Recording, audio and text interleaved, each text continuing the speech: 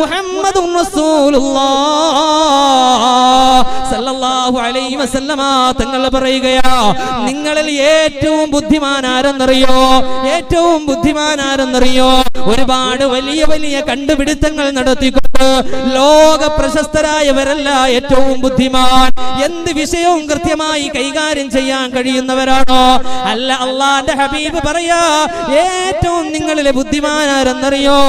അൽ ഖയ്യിസ് മൻ ദാന നഫ്സഹു വഅമില ലിമാ ബഅദൽ മൗത്ത്. അല്ലാഹുവിന്റെ റസൂൽ മുത്ത് മുഹമ്മദ് മുസ്തഫ